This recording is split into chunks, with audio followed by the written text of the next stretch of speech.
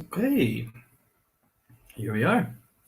Fantastic. Good morning, Claudie. Nice to see you. We're back in. Oh, another day, another My Yes activity. It's great to see you, and hopefully some others will join us as well as we continue. We've got one more hour on YouTube. We're going to look at some really interesting language today about reported speech. Carrying on from where we were before, we need to use the microphone. Very important.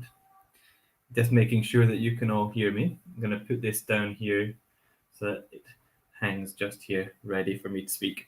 Hopefully, you can hear me just fine. If not, let me know and I will move it again. So, we have four students with us. Excellent. Nice to see you. Good morning. Welcome again to the My Yes live stream in place of our normally ongoing lessons. Of course, we hope to be back at school. We hope to be back at school as soon as possible, but we're going to continue with providing content online here. Today, I'm going to be doing 10 to 13, and for those of you who don't know me, my name's Robert. I'm from Edinburgh in Scotland, and in Scotland, we shorten that name down to Rab. In America, they shorten it to Rob, and in England, Rob, and sometimes Bob, so Bob the Builder. But in Scotland, we shorten it to Rab, R-A-B, or Rabby could be possible as well. Anyway, good morning. Nice to see you. We're going to wake up and get started with some English learning. And today we have reported speech, which I know can be at times a bit frustrating. Obviously, we often quote people, so we often use direct speech, but we change our voice to make it sound like we are quoting the person. So we're going to start with some quotes and then look at how to change the speech to report that speech to another person. We often use this in all sorts of settings, like reporting in newspapers or gossiping to other people, for example. So we have 6 students. Fantastic. It's lovely to see you all. Good morning. And let's get started. We're going to dive straight into our focus for the day, which is this one here, words to live by. I've made a little banner, words to live by for today. We also have another one. If we don't have enough material to go for a whole hour, we might be able to talk about gossip as well. But first, we're going to start with words to live by, and I'm going to make myself really small. And if it's not big enough, we can always make it a bit bigger as well. I like to do it about that size. Let's see. Okay, words to live by. Let's have a look at what we're doing today. We have our focus. So words to live by, first of all, we need to understand what does words to live by mean. It would be like a common rule or a thing that we think of as a statement that we follow for our lives. Some sort of a saying or motto or motive, all sorts of language, positivity, stoicism, all of this kind of thing. In this focus activity, we're going to look at famous sayings. Yeah, we're going to start with some famous sayings, idioms, sayings, phrases, quotes. Reported speech, like I said, I'm going to look again over some of that language and how to conjugate, how to move it into a past tense, and some proverbs as well. So I'm looking at that. And if we can, I might try to give you some homework potentially, if you're up for it, of course. Okay, let's move on to the first page. We have, now I may make this bigger. I'm going to disappear so that you can see it properly. And let's see if I can make this proper sized. Okay, hopefully you can see that a bit better than before. Great, let's dive in. I'm going to read forward. And if there's anything, I want you to read with me and think about your pronunciation. and find moments where my pronunciation is not how you expected. And if it is, take a note of it and remember that your pronunciation you need to practice. So let's go. Number one. Success consists of going from failure to failure without loss of enthusiasm. Success consists of going from failure to failure without loss of enthusiasm. I love that. It's really nice. We're looking for who we think it connects with. Was it Virginia Woolf, Winston Churchill, William Shakespeare, or Samuel Beckett? We've got a second one. Dance first, think later. It's the natural order. I love it. Dance first, think later. It's the natural order. So we need to check who said this. Was it William Shakespeare, Winston Churchill, Pierre? Who was it? Can one desire too much of a good thing?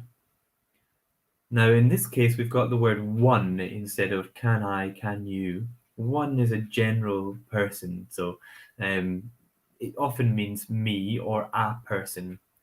Can a person desire too much of a good thing? Can one desire too much of a good thing?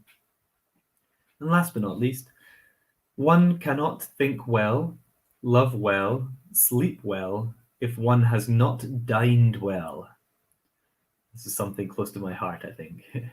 One cannot think well, love well, sleep well if one has not dined well. Of course, dine is a more archaic word. We don't use it so much these days, but it is related to dinner. To dine would be to eat dinner. In Italian, we have pranziamo, ceniamo, but in English, we don't really say this. It does exist in our language, to lunch or to dine, to breakfast, but it is going out of fashion. It's an older part of our language. Nowadays, we say have lunch, have dinner, and lunch and dinner become nouns, not verbs. But you might find in books or older language this kind of language being used as verbs. To dine. If one has not dined well, has not eaten dinner well. Okay, let's have a look. Let's see who said it. If you know, let me know in the box. Success consists of going from failure to failure without loss of enthusiasm. I think this is some words I would like to live my life by. Lots of failure, but trying to keep positive. That was Winston Churchill, the famous Prime Minister of Britain during the war period. Dance first, think later. It's the natural order. That was, of course, Samuel Beckett, playwright. Can one desire too much of a good thing? And that sounds like William Shakespeare, and it was. And one cannot think well, love well, sleep well, if one has not dined well. Ah, Virginia Woolf, fantastic. I think I totally agree with her synopsis there. I agree with the last one, Claudia. Absolutely, I agree. I think I agree with all of them. That last one's good though, for sure. Okay, let's keep going. And if you like any of these, feel free to take a note of them and keep it as words to live by. We're going to look at them though, because these are statements that were made in the past. So what we can do is now use some reported speech. The task here is to convert the direct speech statements into reported speech.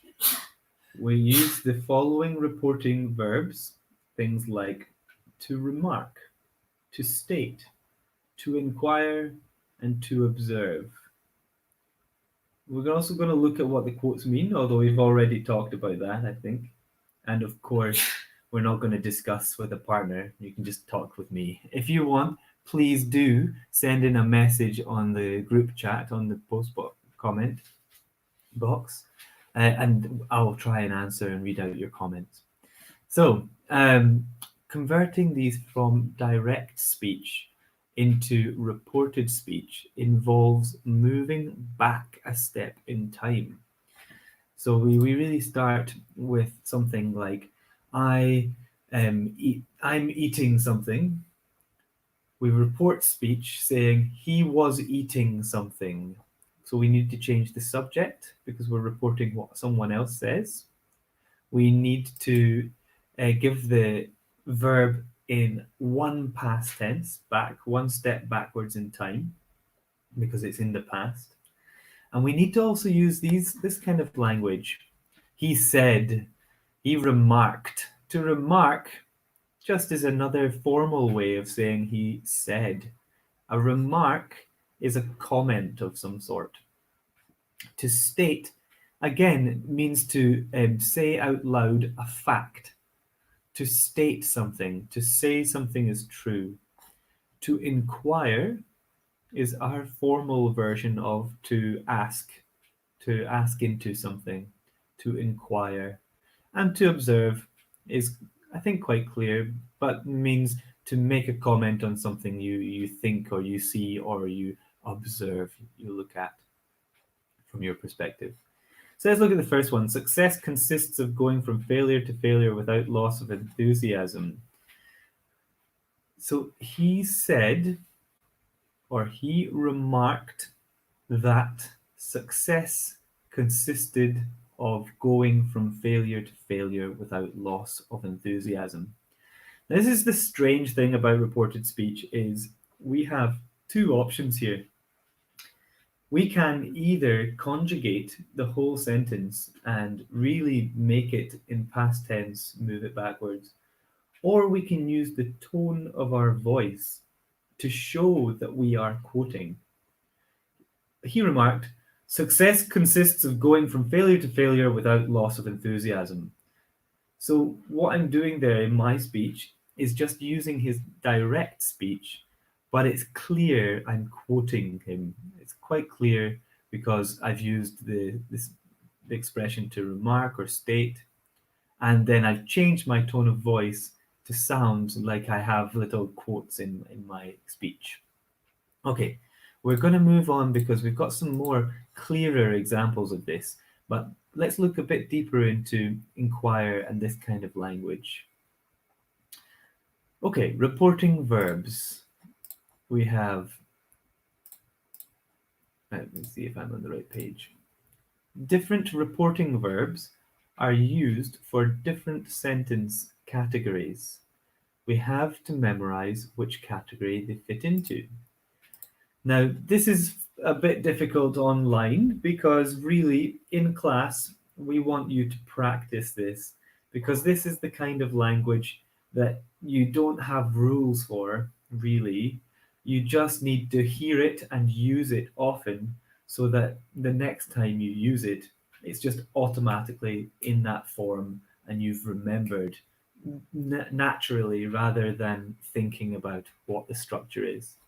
But for the rest of this lesson, we can try to keep in mind on what structure we're using these words in. Now, we have if or whether here. Verbs followed by if or whether. Now, whether is a really interesting word because it's in that conditional language world. It's similar to if, and we have an example over here. He inquired whether the match would be cancelled. If that's a new word for you, you guys can go ahead and look at and take that word similar to if. He Let's look at that sentence again with if. He inquired if the match would be cancelled. In direct speech, that would be, will the match be cancelled? So that might be his direct speech. He inquired, he asked, he asked the question, he inquired in a formal manner whether the match would be cancelled. And we've used that with inquire. We also use that with knew and said and asked. But as you'll see, we also use some of these with other words as well. So we've got verbs that followed by that. In this category, we have said, told, stated, confirmed, observed, promised, and remarked. Now, we don't always need that. He said, followed by he said that. It's often optional in this occasion. Look at the example. She confirmed that she would be late. Let's try that again. She confirmed she would be late. That's also acceptable in English. That can often be an optional that use of it in there. We often use it to really introduce the statement, to be a bit clearer. And last but not least, verbs followed by an infinitive. We use asked, decided, promised, remembered. So let's have a look at the example. The student promised to finish his homework. The student promised to finish his homework. So this could be some reported speech. For example, the direct speech might be, I promise I will finish my homework. But we've used promised here, so we're going to follow it with to finish his homework. This is more like just a straightforward past simple demonstration of the language. Have a look at this. If there's any of this you don't understand, I want you to try it now so I can confirm. Say I can see Claudia's here, which is great. And I can see you've got a new comment here. Let's see. We can say she promised she'll do it, right? Now be careful because that's the next thing on our list, Claudia. We can say so. Well, we can say it's not important. Sorry. She promised. She. Now we often conjugate. We change the will as well. She promised she would do it. So that's using the subject. She promised she.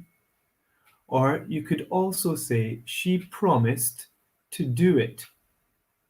That would be perfectly acceptable. She promised to do it, and that would be in the bottom bit. She promised to do it. She promised to do her homework. But the will there is totally fine, but we would change it into would. Any of the other? Yep, absolutely. She promised to do it, or I'll write it. She promised she would do it. And that actually that brings us on to our next slide. But before we move on to the next slide, I want to see if there's any other students here. I know it's good to be passive and I'm glad you're here, but try to type in the comment box an example with if or whether, because it can often be more difficult. Okay, Claudia's battering with my Alexa in the background. Sorry for that.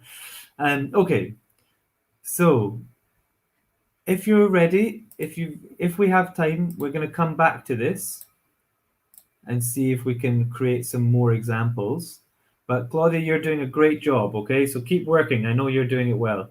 Anyone else join in and send me your examples. I'd love to see them. Okay, we're going to move on because we've got some direct speech moved into past tense. And then we'll move on to modals. Don't worry. Okay, let's have a read of this page. Reported speech in different tenses. When using reported speech, we normally shift back a tense from the direct speech statement. Have a look at some of these examples here. I'm playing the guitar. So that's our present continuous. I'm playing, to be with ing. We know that well. The reported speech would be, he said that he was playing the guitar. So I'm playing, present continuous, turns into our past continuous. I is the subject who said it, but now the reported speech needs to change to he. And he said, you can use that if you want. So Claudia, just to come back and make sure that I'm not losing you here, I'm just going to come back here and double check that you're following. I think that in second one, we don't really need that. I mean, we can choose whether using it or not, right? Yes, you can absolutely choose whether to use that or not, because that really is a clarifying statement. We often use it to just introduce and allow people to prepare that they're going to hear some reported speech. This is just optional. You could say in this example, he said that he was playing the guitar. He said he was playing the guitar. Totally fine. Totally fine. That just gives us another buffer word, another word just to hold on to, more communication there to let us know. Great. Okay, next bit. I have seen Juventus play. Oh, one moment before we move on, I've got a comment from Julia. Let's have a look at this example. He asked whether they would go to the concert. Yeah, really nice. Really nice. I like it. Julia, fantastic. One thing I would add, whether is often gives options. It's quite like which, and two options are often in there. So he asked whether they would go to the concert. A native speaker, just to add more language, might naturally add or not to the end. So he asked whether they would go to the concert or not. This is a really nice example, and you can also add or not to the end of that to make it just a little bit fuller, a bit more native, a bit more natural speech. We would probably say or not. Okay, great though. Good examples. I'm glad to have you with us, Julia. Fantastic. I see 6 students, so if anyone else wants to jump in, feel free. I'm going to move on to here. I have seen Juventus play. I have seen Juventus play. That tense would be present perfect. I have seen. Seen our past participle. I have, of course, the construction of present perfect. He told me he had seen Juventus play. Oh, why can't I see the other one's comments? Can you not? Claudia, can you not? Oh, that's so strange. I can put them up on the screen, but I can't. I don't understand why you wouldn't be able to see them on the box. Unfortunately, there's nothing I can do about that. But what I might do is from now on put them on the screen so that if there's anything interesting, make sure you can see them there. I'm sorry, Claudia. I have no way I can fix that. Nothing I can do. What I'm going to do is continue talking about reported speech, though. I'm sorry, Claudia. If I can help, I will. So let's look again. We've had their present perfect statement. I have seen Juventus play. He told me he had seen Juventus play. Again, we move one step back in time and we go to our past perfect. So Yena, we've got a comment from Yena.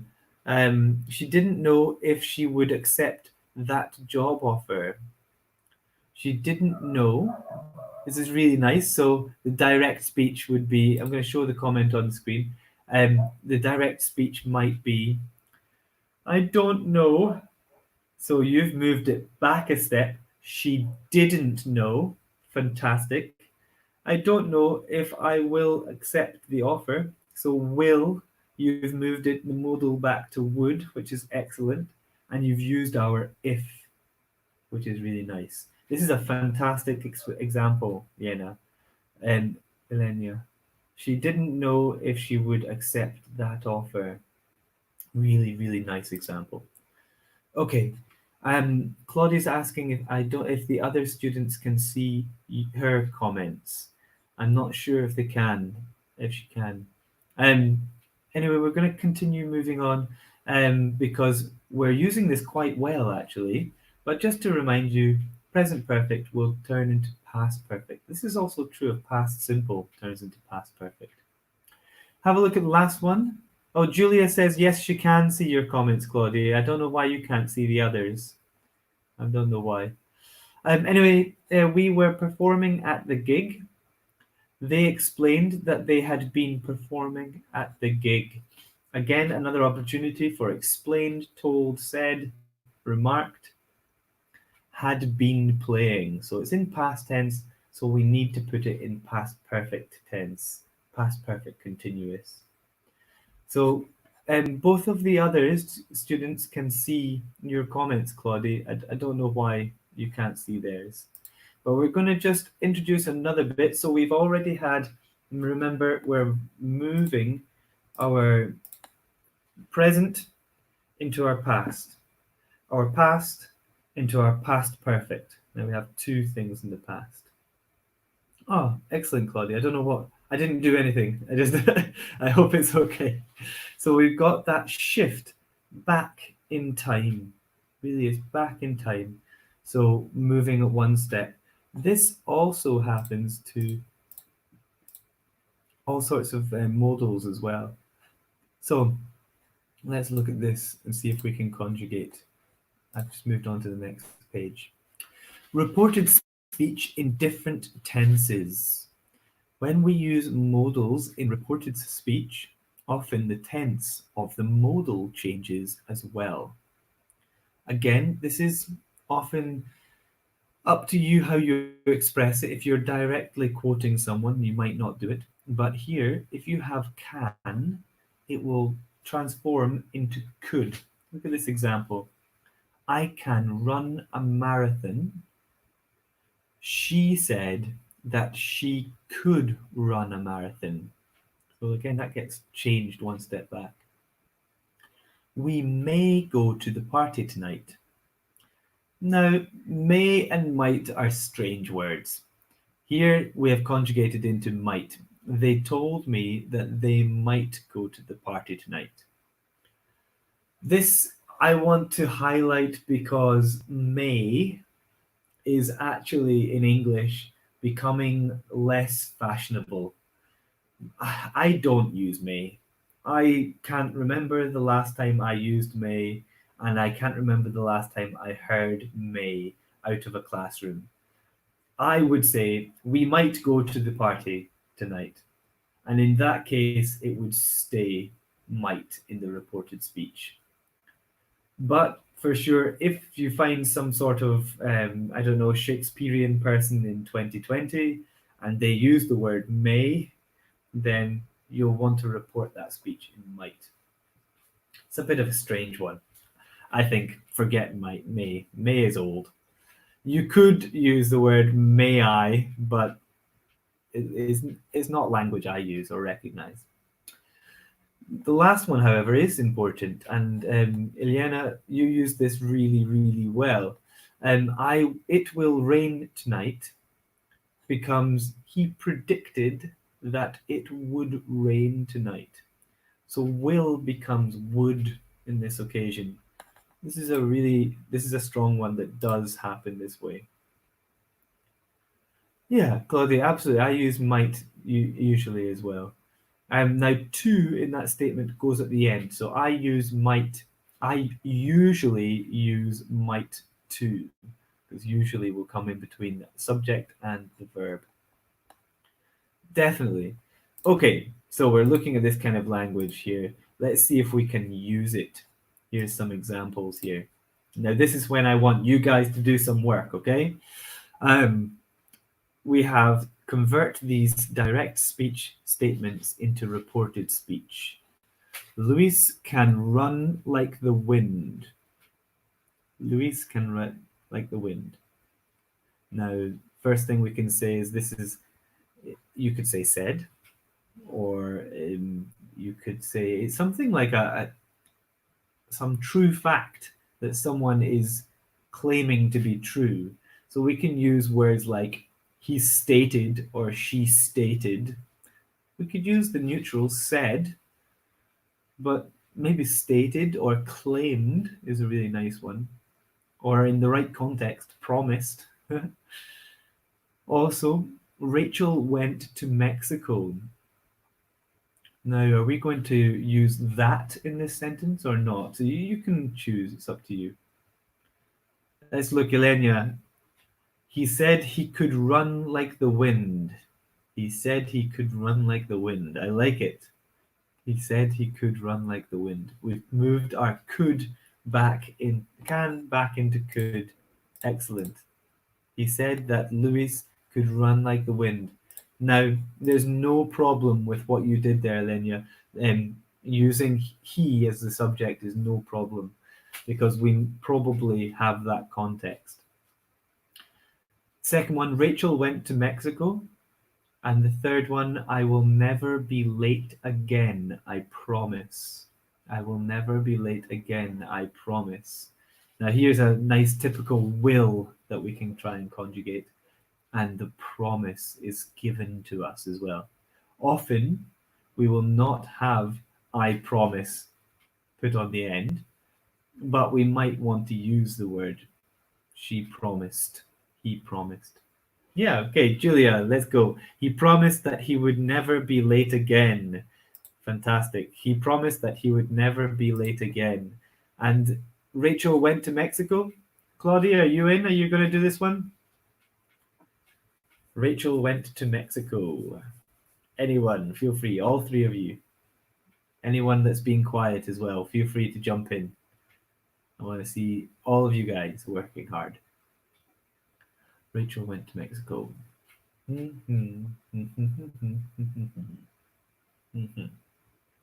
Okay, Julia, you've been the first. You're quickest. She asked if Rachel had gone to Mexico. Hey, fantastic. I love it. Let's have a look. Let's see if we can reveal it on screen. She asked if Rachel had gone. Excellent construction. And the last one, he promised that he would never be late again. These are really, really lovely. You guys were super duper.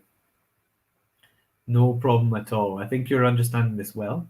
Of course, typing it is harder than is easier than speaking it. So next time you're in the school, I want you to bring these skills in and see if you can produce the language in the lessons. Okay? And try it out. If you have an opportunity to speak with a friend, try it out there as well. Definitely. Oops, what's going on here? My screen's going funny. Okay, moving on. We know we can identify it. We know we've got certain words like promise, inquire, said, stated, decided, remembered, asked, all of this language. You need to decide what's the function of the sentence. Then you need to conjugate all the modals and put everything one step backwards in time. Let's look at some idiomatic phrases or wise words, some sayings. Read the famous proverbs below. What do they mean to you? Now, before we do that, let's just double check the vocabulary. Wise. Everyone understand wise? Are wise words intelligent or stupid? Are wise words smart or dull?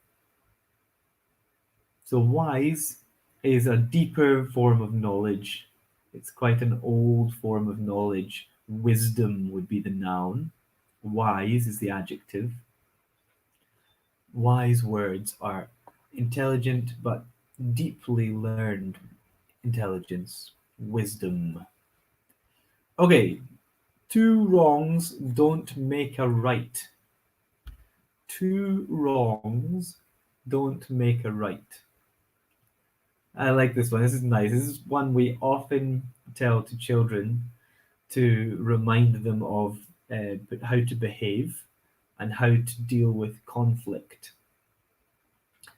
So let's see if any of you know the meaning of two wrongs don't make a right. Now, if you're at home screaming at the laptop, I know, but I don't want to type everything out. That's okay. If you don't know, two wrongs don't make a right is what we say when someone has done something wrong to someone else. Someone has done something wrong. And this statement says that doing another wrong action back in revenge or vengeance does not create any positive action. It doesn't do anything positive. Two wrongs don't make a right means don't take revenge. It doesn't solve anything. It doesn't make anything okay anymore. So try and do a right, a good thing instead. Let's look at the second one. No man is an island. No man is an island. Now, in English, we often use man to describe humanity. It's not a male or a female word in this occasion. We do have man, it's a translation of womini, or womino, or womo. I always forget womo, right? Man. But in this statement, it is not gendered. Man would mean, for me, when I think of that, I just think humanity. Humanity here. So man is not an island. No man is an island. No single person is an island. Oh, that's a little bit more metaphorical, describing people like an island. Now, if you do understand this, great. If not, let's see if we can pull it apart. No man is an island. So an island, let's think about that. An island is a bit of earth, a bit of land that is disconnected, not connected to the rest of the land mass. So here, this statement, no man is an island, says that no one exists on their own. Everyone learns from other people, exists in a society, and behaves in reaction and active. Yeah, Julia, absolutely. We are social animals. Fantastic. Much more concise than my explanation. I was wandering on, but that's a nice explanation. Absolutely. We are social animals. I think that's a great summation. Definitely. Okay, we're using this one fine. Let's move on to fortune favors the bold. Now, you probably understand fortune meaning luck, and favor means gives its presence to. It says that it is good, likes, says good things about. And the bold.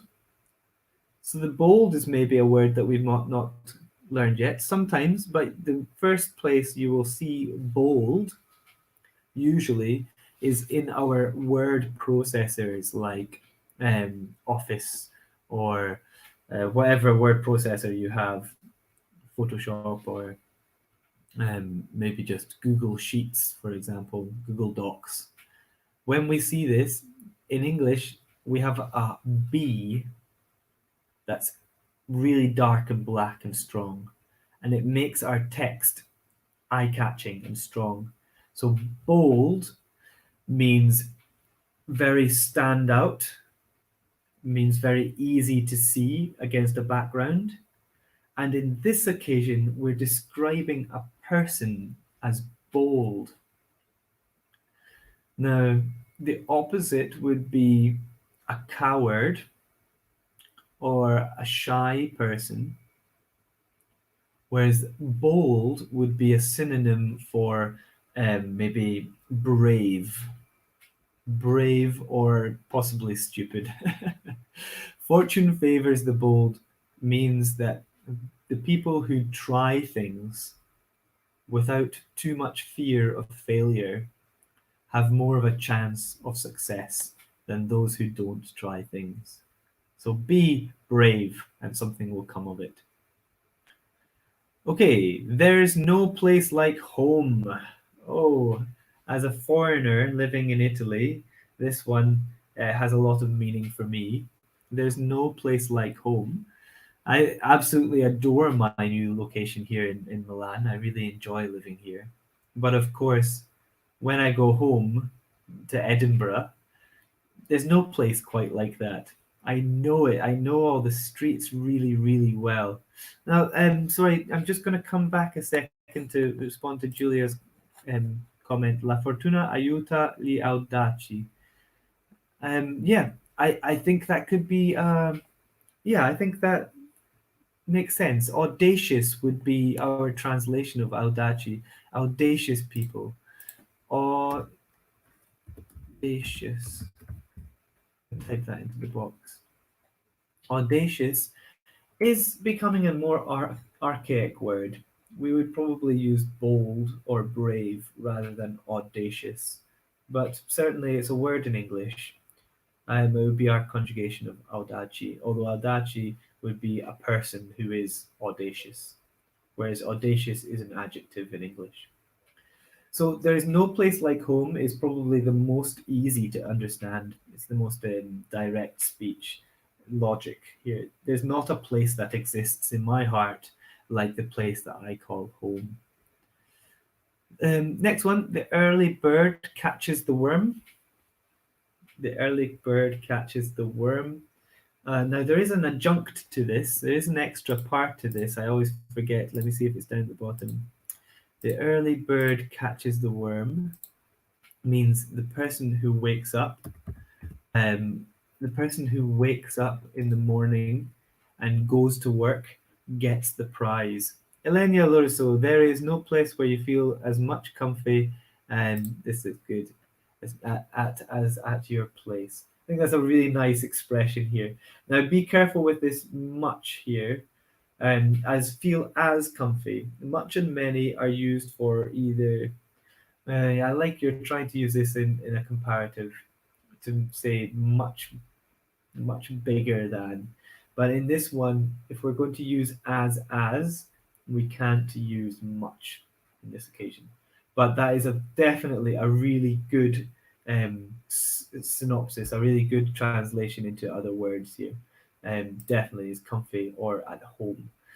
The early bird catches the worm is a really nice expression because it means the person who woke up and started their day and um, went to the place and had some sort of activity. The person who takes action is the person who gets the reward.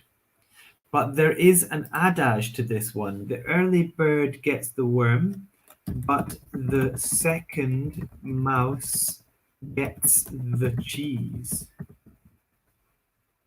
Anyone understand the adjunct to that there? The early bird gets the worm, but the second mouse gets the cheese. Do you understand? So of course this relates to mouse traps. The idea that a trap, so a contraption that has cheese in it, and then the mouse eats it, and it goes bang, kills the mouse. But the second mouse who comes gets the cheese because the trap has sprung. This is a warning often for business people. If you are going into business, if you're an entrepreneur, the early bird gets the worm, it's true, but the second mouse, the second person, can see the problems and the difficulties that the first person had and can change their strategy. So I really like that adjunct. I think it's really nice. Okay, we're going to look at the last one here as well. Better late than never. Better late than never. This is a really useful one because it's something we often say to people when we are late. We can say, or say to people who are late, we can say, don't worry about being late. Better late than never. It really is that expression that says, I'm glad you're here. It's better than not being here because even if there was a problem, it was good that you made it. It's better late than never. This is also a bigger word, a bigger expression for your life as well. Now I'm 32 later on this year, and I feel like I'm still working towards whatever goal is happening in my life. And this expression, better late than never, really works for me because it makes me feel like there is still opportunity ahead. It doesn't matter if I'm not doing it until I'm 45, 55, 65, whatever, as long as I do it. It's important. And that's really important for me. So I feel those are wise words. Okay, we have the last bit of our lesson today. We're going to introduce some more reported speech on this page, and then we're going to do introduce some homework for you guys to do if you can.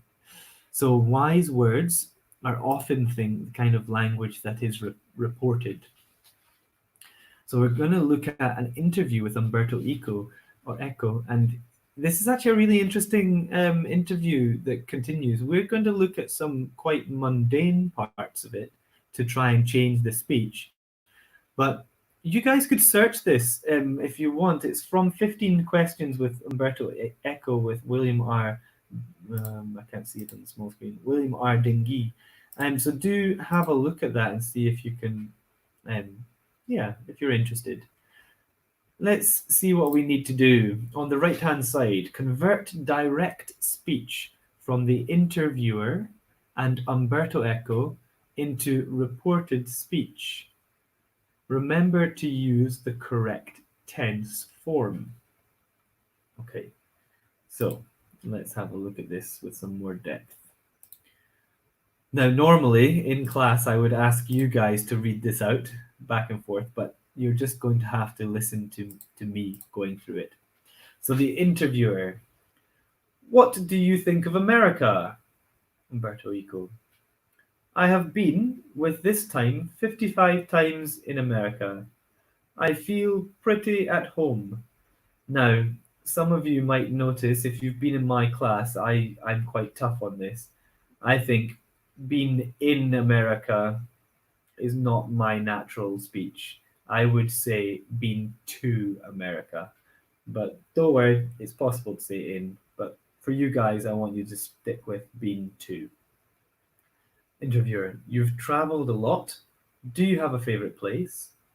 Many, but if I had to select a place to live in other than Italy, it would be New York or Paris. Who would you cite as your important literary predecessors? Certainly, because I have written a book on Joyce. Joyce has been an influence. Okay, so maybe not that interesting content, but an opportunity for us to really change some of this reported speech. You might know some newspaper articles where this kind of interview has been changed into reported speech. And next time you're reading a newspaper with an interview in it, have a look for some of this kind of speech. Let's try to conjugate that now. On the next page, we do have the answers, but let's do it together. Interviewer, what do you think of America? Let's see, how could I change that into reported speech? Anyone? Keyboards at the ready? The interviewer asked, inquired, maybe. What do you think? Did what did Umberto Eco think of America? So do goes back into did. I need to conjugate that fast. What did he think of America? Or we could even say um, what he thought about America. So we conjugate thought in there. The interviewer asked him what he thought of America. Is also really nice. Okay, Umberto Eco. I've been with this time. So have been is present perfect. So we need to move it into our past perfect. Replied. He responded that he had been with that time. This becomes that time. 55 times to America, and added, which is really nice, another example, and added that he felt pretty at home there. He felt pretty at home. Feel becomes felt. And I'm using that because it clarifies that I'm reporting the speech. Let's continue on to the next one. Now, when we're reporting an interview, we would often use some connecting speech. Words like So, to introduce the next person. So, the interviewer said that Umberto Eco, or that he had traveled a lot. You have traveled, present perfect, past perfect. He had traveled a lot and asked what was his favorite place, or did he have a favorite place? Did he have a favorite place might be quite nice. Everyone following okay? We're doing well. This is a little bit, it's not the most interesting, but it is useful to see my thought process and how I changed it into speech, into reported speech.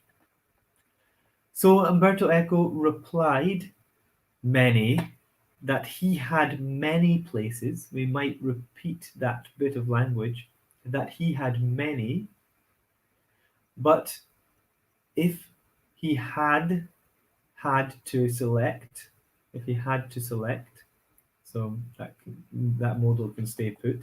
If he had to select, or if he had to select a place to live in other Italy, that it would be New York. Now here we have an option. You could say it would be New York, or it would have been New York. We can put our modal perfect in there if we want. Actually, in this case, the modal can function both ways. We would probably use it both ways in English. So the interviewer said or asked that who would he cite?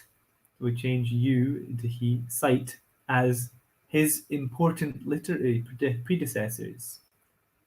Umberto Eco replied, certainly, because he had written a book on Joyce, that Joyce had been an influence.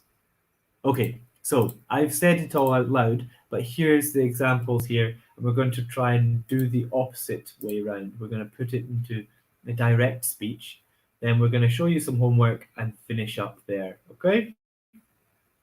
Stay with me, guys. You're doing really great. You're doing really well. We've got just 5 minutes left of concentrating on reported speech, and then you guys can take this homework back home and see if you can use it well. Okay. So, an interview with Umberto Eco. Now convert the reported speech examples into direct speech. Remember, you will now need to shift forward a tense. The reported speech, the interviewer asked Umberto Eco what his literary influences were. Okay, what his influences were.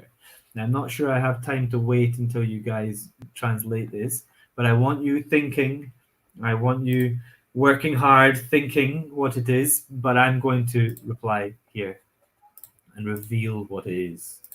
Of course, what are your literary influences? Would be fine. So your, his becomes your. Asked what are, definitely. So where becomes are. Reported speech. Umberto Eco said that his literary influences were diverse.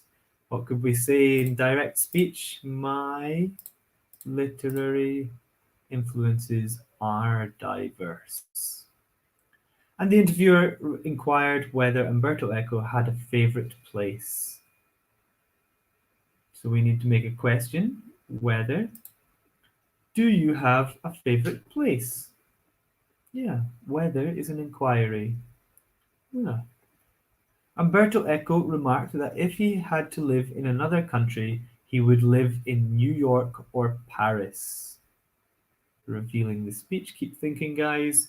He becomes I, would is still conditional, so we would use would in there. We don't need to change it to will. I would live in Paris or New York.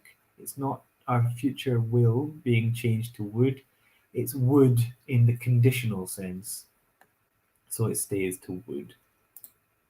Okay, we're almost there. We've got one last bit to introduce. Hopefully you followed this, but of course it's important for you guys to practice speaking to people and using this language. So if you want, you can do a more spoken piece of homework and maybe describe to a friend or a teacher next time you speak to them something that a conversation that you overheard, you listened to, and tried to say, well, she said, and then he asked, and then replied, and then he stated, blah blah blah blah blah. It's a really good way of summarizing and practicing reported speech. We're going to come back to here because we have one last exercise that I'm going to give you if you want to do as homework. This is maybe more of a written piece of homework, and it's based on our wise words, our fortune favors the bold, this kind of thing. But it means writing a speech. Writing a speech. So I'm going to read out for you. You have been selected to deliver this year's Harvard commencement address, a speech at Harvard at the beginning of the term. In pairs, write a short paragraph to be included in your inspirational speech based on one of the proverbs that we studied earlier. Consider the meaning of the proverb and the theme that the proverb relates to. So, often in speeches, we quote people in speeches. So, for example, those speeches at the start we had ages ago, we might use some of these. Let's look at these. We lost them again. Success consists of going from failure to failure without loss of enthusiasm. Fantastic. I love that. Maybe I could say in my speech, Winston Churchill once stated that success consisted of going from failure to failure without loss of enthusiasm. So we could use reported speech in our speech here. But I'd like you to choose one of these topics. So future fortune favors the bold would be bravery, spirit, or courage. There's no place like home, contentment, comfort, responsibility. The early bird catches the worm. Duty, commitment, and dedication. So waking up early, doing your duty. But don't forget the second mouse gets the cheese. And no man is an island would be unity, community, and friendship. So really, if you have the time, feel free to screenshot the screen just now. But really, try to use some of this reported speech in one paragraph. It can be a quick bit of homework from now. It will take you 10 minutes, 15 minutes. And if you start now, you'll be finished by 1:15, I'm sure. A really interesting speech based on our topics from before, fortune favors the bold, etc., or whatever you choose. And remember, this reported speech is a really important part of this. But what you can also do if you're really interested in expanding this kind of language is looking at a speech from someone else or an interview from someone else that you're really interested in and try to look for opportunities to create an article on that speech. Create a reported speech article where you describe what happened. So you have three options for homework. You have one, super serious one, create a speech made with quotes of other people on different things that we've done today. Two, find an interview that you really liked and translate that into an article, a newspaper article that reports the speech back and forth for interviewer and interviewee.